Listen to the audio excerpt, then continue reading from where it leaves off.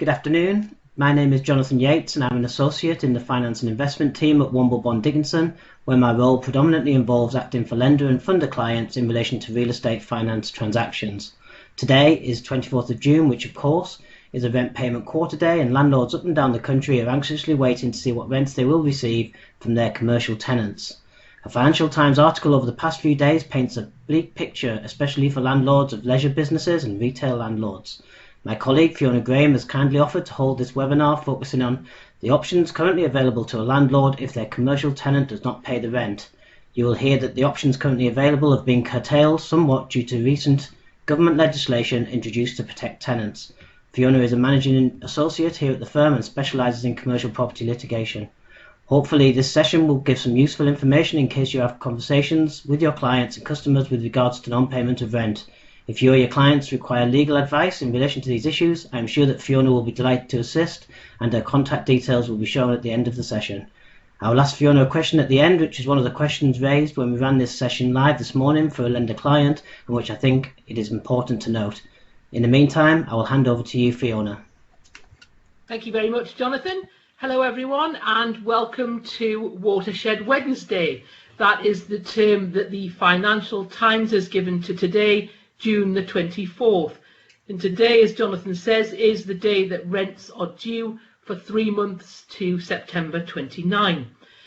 It's been said that in some property groups, less than 10% of the quarterly bill will be paid, which really does lay bare the intense pressure facing both property owners and occupiers as a result of coronavirus.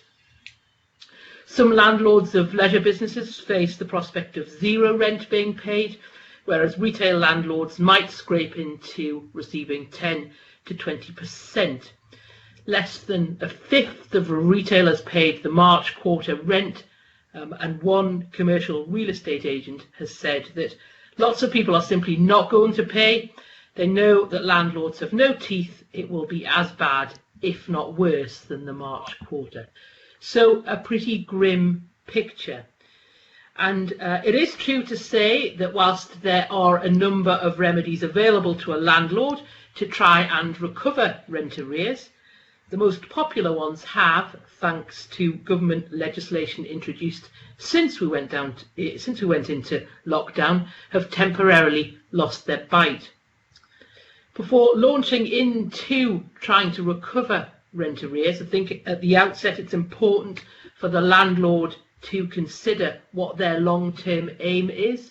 Do they want their property back? Is there a use for it, which means that the commercial property can be repurposed?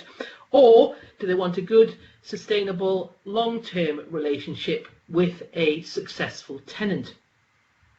I think we'd all agree that void properties should generally be avoided at all cost. That's probably the worst possible outcome for from an investment point of view. Not only will there be no income stream from the property, but the property will also be a drain on finances because business rates, insurance costs, maintenance and security will then all fall to be paid by the landlord. I think if nothing else, you take nothing else away from this webinar, the key message to take away is the importance of good collaboration and communication. I think that's going to be key in both the short term, the medium term and the long term from a landlord and tenant perspective. Now, if I was giving this talk in the world before COVID-19 took effect, if anyone can remember that far back, then I would be talking to you today about using the 3 most popular options to recover rent, and those options are likely to be forfeiture, CRAR, so that's commercial rent arrears recovery, and the use of statutory demands. And I'm going to briefly run through those now, but it is important to note that all 3 have been affected by recent legislation, and after I've run through the basics, I'm going to give you an update on what the position is in relation to those 3 options as a result of recent government legislation. So kicking off with forfeiture, this is where a lease is brought to an end prematurely by the landlord because the tenant has fallen into rent arrears, and the landlord, in the case of rent arrears, can decide to forfeit either by peaceable re-entry, so going in and changing the locks, or by court proceedings. And again, important to consider from the outset, is the landlord's aim to get the property back? If it is, then forfeiture is an option. It's likely, although you must remember that it is likely that just because an opportunity for to forfeit the lease has arisen, that doesn't automatically mean the lease is going to come to an end. A tenant does have a right to seek relief from forfeiture, and if the tenant pays all of their arrears, interest and costs, then they're more than likely to get relief from forfeiture, and relief is automatic in some instances. When considering forfeiture, it's also important for the landlord to bear in mind that once the right to forfeit has arisen, the landlord doesn't do anything to waive the right of forfeit, and anything which would treat the lease as continuing, such as accepting the rent once the opportunity to forfeit has arisen, that would prevent that would be known as waiver. The landlord would waive the right to forfeit. So that's forfeiture in a nutshell. Second remedy that was available post-lockdown, it's still available but in limited circumstances, and as I say, I'll give an update as to what those circumstances are in a sec, and that's CRAR, Commercial Rent Arrears Recovery. This allows a landlord to instruct an enforcement agent to take control of the tenant's goods and sell them in order to recover an equivalent value to the rent arrears that are outstanding. The landlord must serve notice, first of all, or the enforcement agent, before they enter the property, and CRAR has led to the abolition of the common law right of distress, in which meant there was no notice required. CRAR has changed the position on that. A further couple of points to note: where the landlord has a right to use CRAR, they can use CRAR not only against their direct tenant, but CRAR can also be used to recover rent from an under tenant. And in relation to CRAR, it's only exercisable as against the arrears of principal rent. So if you've got issues in relation to service charge, insurance rent, or other sums due under the lease, then CRAR is not the option. A third option that would be most commonly used and a very effective method of getting rent arrears paid is the use of a statutory demand, generally used as a precursor to issuing a winding up petition. So if a commercial tenant is owed £750 or more, or if the amount needs to be £5,000 or more in the case of an individual tenant, then the landlord could issue a statutory demand, and if that demand remained unpaid 21 days after it had been served, then that would be deemed as evidence that the company or the individual was unable to pay its debts, and that would give grounds to then present either a winding up petition or issue bankruptcy proceedings. And as I said before, the threat of insolvency was a very effective tool for getting overdue rent paid. However, I think it's fair to say that the government has introduced some very tenant-friendly legislation since the country went into lockdown on the 23rd of March, and they acted very swiftly. The Coronavirus Act 2020 obtained royal assent on the 25th of March, and measures in the Coronavirus Act were introduced to prevent businesses being forced out of their premises if they missed a rent payment. The original ban on forfeiture was in place until the 30th of June, and that has now been extended. It was extended in an announcement, I think it was on Friday, just gone. That is, there's a ban on forfeiture now until the 30th of September. The Coronavirus Act bans the use of forfeiture for any payment due under the terms of a lease, including rent, service charge, insurance, and presumably a failure to top up a rent deposit. So that's what the Coronavirus Act effectively means: no forfeiture until after the 30th of September. And of course that date may well be extended, so watch this space.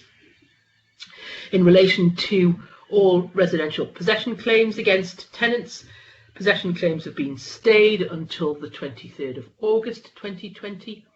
possession proceedings can still be issued, although on issue the court automatically places a stay on those proceedings. In relation to CRAR, secondary legislation has been laid down to provide tenants with more of a breathing space, again to pay their rent, by preventing landlords from using CRAR unless they are owed 189 days or more of rent. And you'll remember that was previously 7 days of rent needed to be owed. So a big breathing space there. 189 days is probably, if my maths is right, just over 6 months of arrears before you can a landlord can rely on CRAR to recover those arrears. And there is more. There is now a blanket ban on statutory demands being used for presenting winding up petitions. Statutory demands served between the 1st of March 2020 and the 30th of September cannot now be used to form the basis of a winding up petition on any petition presented at any point after the 27th of April. Statutory demands can still be served, provided they're not used for the purposes of presenting a winding up petition. So serving a statutory demand down now is much less of a threat in order to prompt the tenant into paying their arrears. Winding up petitions can still be presented, but only if you're able to prove that either COVID-19 hasn't had a financial effect on the debtor company, or the company would have been unable to pay its debts regardless of COVID-19. And that would seem to be a very high threshold to prove, very difficult threshold to prove, particularly in the non-essential retail, hospitality and leisure sectors where revenue has been nil or severely restricted as a result of the lockdown and social distancing measures. It's important to note, though, that none of those measures amount to a rent holiday. Rent is still owed, it still continues to accrue, but those measures were introduced to give breathing space to tenants facing significantly reduced income. So you might then ask, well, what can I do as a landlord if I'm facing a lot of rent arrears from my tenant? One option is to look at a rent deposit. If your client is lucky enough to hold a rent deposit, then that's one way to recover some arrears now. Again, this slide considers a pre-COVID-19 world when it says that if a tenant's long-term solvency is uncertain and there are other methods to recover the debt, such as CRAR or statutory demands, which of course there aren't, the landlord might want to maintain the rent deposit for any future arrears, and I think that is probably not going to apply now. The landlord may well want to draw down from the rent deposit, but bear in mind the tenant is very unlikely to be in a position to top up that deposit anytime soon. And just because the tenant has a contractual obligation to top up the rent deposit, there's no guarantees that that will actually happen. So I think it's probably safe to say once the rent deposit has been used up, it's probably gone temporarily. Another option that remains open is the ability to recover rent arrears from any guarantors or former tenants, and leases should be checked to see if guarantors have been provided. It should also be noted that it's an important point to check whether or not the guarantors have been inadvertently released from their obligations. For example, if a lease variation has been agreed between the landlord and the tenant without including the guarantor, then that might mean that the guarantor has been released from their obligations. So just check that. Another option is to pursue former tenants where a lease has been assigned. It's important to check to see whether it's an old lease or a new lease for the purposes of the Landlord and Tenant Covenants Act. A new lease is any lease entered into on or after the 1st of January 1996. And given that that's more than 24 years ago now, it's more than likely that you're probably dealing with a new lease. But nevertheless, if it's an old lease, the former tenant remains liable. If it's a new lease, the former tenant will be liable if an authorised guarantee agreement has been entered into. Landlords need to remember a couple of things: that if they are going to pursue a former tenant or guarantor, then before doing so they must serve a Section 17 notice. That's a prescribed notice, and that notice must be served within 6 months of the sum becoming due. But it's possible to serve a succession of Section 17 notices, so it doesn't just mean to say you can recover one set of 6 months. You can serve a succession of Section 17 notices. And the former tenant or guarantor, this is an important point to remember, to consider from the landlord's point of view. They do, if a Section 17 notice is served against them, they do have the right to request an overriding lease. So there would be the landlord, then the former tenant or guarantor, and then the current tenant, and a landlord must consider whether or not they would be satisfied with a new direct tenant relationship in place. The person who satisfies the Section 17 notices, assuming they do, doesn't have to take an overriding lease, but they can elect to do so. Another option is to issue court proceedings to recover the debt. Court proceedings are likely to be expensive in terms of court fees and legal costs of getting proceedings drafted, and they're also likely to be very time consuming in terms of the length of time it takes to go through the court process to then get your judgment order against the tenant.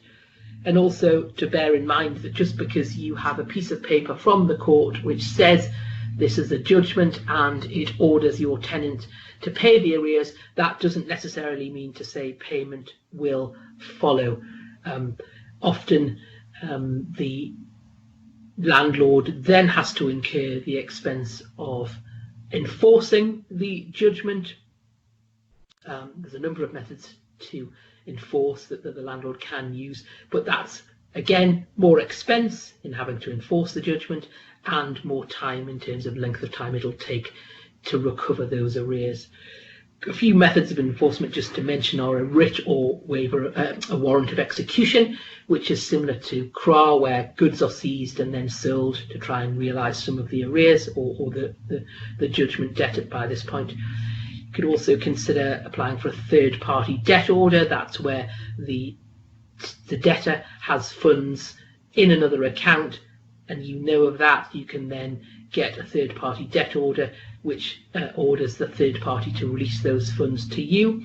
You could also consider applying a charging order to secure the judgment debt.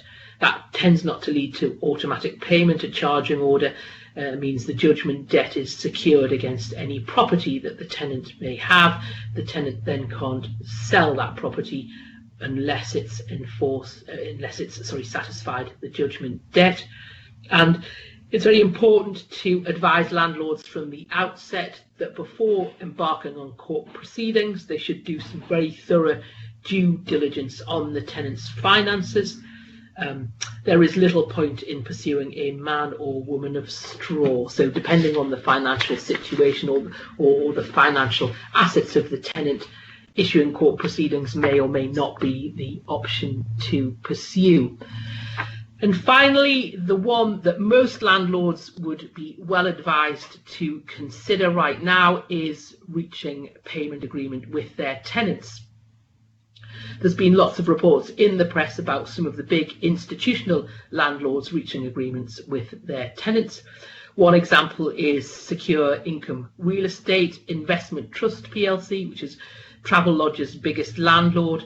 Apparently they're working with Travelodge at the minute on proposals that would allow Travelodge to defer its March rent bill and 20% each month for the rest of 2020, which is equivalent to apparently £73 million of rent that would be due otherwise.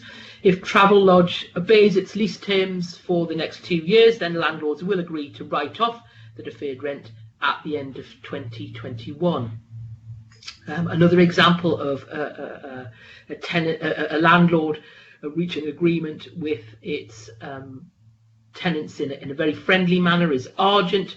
That's the property developer that has brought about the very successful regeneration of King's Cross. Apparently Argent communicated to all of its tenants very early on when we went into lockdown that none of its tenants would have to pay the March quarter rent.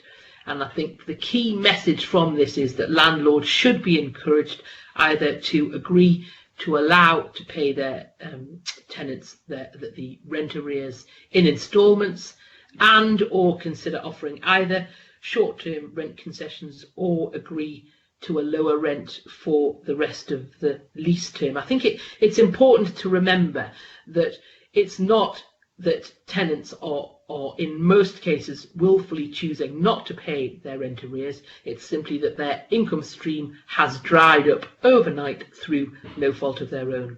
It doesn't always have to be a one-way street, though, in terms of payment agreements. In return for agreeing to enter into some sort of payment plan or concession, the landlord could ask the tenants to extend the term of its current lease in return, and that would probably be by way of entering into a new lease, but a longer term.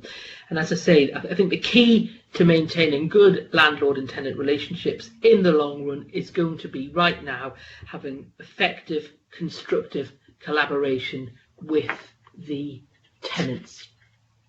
I just want to finally make you aware of some very recent guidance from the government. This came out on Friday afternoon. It's the Code of Practice for Commercial Property. It's the Code of Practice for Commercial Property Relationships during the COVID-19 pandemic. Just a few points to note, as is most codes of practices, if not all. It's voluntary and therefore it's unenforceable. So slightly watered down. It applies to all commercial leases held by businesses in any sector which have been impacted by the coronavirus pandemic. And just a couple of quotes from the Code of Practice. The government, it says, has always been clear that tenants who are able to pay their rent in full should continue to do so, whilst those businesses that cannot pay in full should communicate with the landlord and pay what they can. And also landlords should provide support to businesses if they too are able to do so. And I think where landlords have been able to secure mortgage holidays or concessions on their financial arrangements, then it would be expected that they ought to be passed on to the tenant also in terms of a rent holiday. The Code of Practice encourages tenants and landlords to be transparent in their discussions and to act reasonably and responsibly, whilst, as I say, recognising the very severe impact that coronavirus has had on the business finances of the majority of tenants. Code of Practice sits alongside other messages that the government are keen to triumph again, which is the ban on forfeiture until the 30th of September, the inability to use CRAR unless there's more than 189 days worth of rent outstanding, and the ban on using statutory demands to present winding up petitions again before the end of September. Important to note that the Code of Practice has been endorsed by the British Property Federation, British Retail Consortium and RICS, and the government has worked alongside those and other organisations in coming up with this Code of Practice, and I would strongly recommend that you, certainly in the first place, familiarise yourself with the Code of Practice yourselves, and also you encourage your landlord clients to look at that. And finally, in terms of takeaways, unfortunately, we've got no magic wand to wave in this situation. I think communication and collaboration are going to be absolutely key if anything at all is going to be realised in terms of rent arrears. Is it time for your investor client to consider repurpose? Can the commercial premises it currently owns, could they be used as residential premises? Perhaps is that an option? So think about repurpose of space. And also important for the landlord to consider all its options before deciding which remedy it can and is able to pursue in the current climate. And also, I think the landlords need to be very realistic, both about what they can recover in terms of rent arrears. As I say, it's not the fault of the tenants where their income stream has temporarily dried up. So landlords need to be realistic about the level of rent arrears that they can recover, and also what future rent they're going to be able to achieve going forward.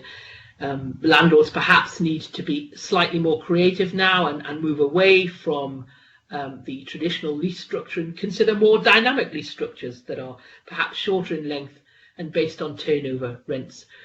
I think, in my view, certainly in the near future, upward-only rent reviews, payments in advance, and lengthy terms are going to be perhaps still on the wish list of landlords, but they're not going to be a realistic option. And also, I'd say, finally, in terms of if your clients are thinking of entering into or considering any of these options, they should take professional advice before doing so, and make sure that their own advisors are up to speed with what the latest legislation states, and, for example, not to launch into forfeiture, which some, believe it or not, some landlords have done, because your clients will find themselves with a very expensive injunction bill, if they choose to effect forfeiture. That will be then subject to possibly an injunction, and your clients will be placed with the onus of paying for those injunction proceedings if the injunction moratorium is still in place. And that is all from me for now. Thank you, Fiona. Just one question that was brought up in a session we ran earlier, which I think it's important to maybe go over again. It was asked where landlords have reached an agreement with tenants with regards to either payment agreement or a rent concession or otherwise. Is it safe for the landlord to document that agreement themselves, or should they be seeking legal advice in relation to that documentation? Landlords could choose to document that themselves, but they need to be mindful. It's probably safer from them in the long run to have it professionally documented, if only to make sure that they are not then prejudicing any, for example, future rent reviews that may be looming. What the landlord doesn't want to do is to give concessions now to the tenant that's only going to then come back and prejudice their position later on. I'm just thinking in terms of rent concession letters, that's one possibility where a landlord might then prejudice its position in the future, and that's just one example. So landlords can choose to document their own arrangements, but I think to ensure that they're not being compromised in any way, it's better to get them checked over at least by a professional advisor, whoever that may be. That's fantastic. Thank you, Fiona. I've found that really useful, and I hope that anybody watching the webinar has found the session useful too. If anybody has any questions on the issues raised or anything they wish to discuss from this webinar, please feel free to contact us. Our contact details are on the screen there now, and thank you for watching. Bye bye.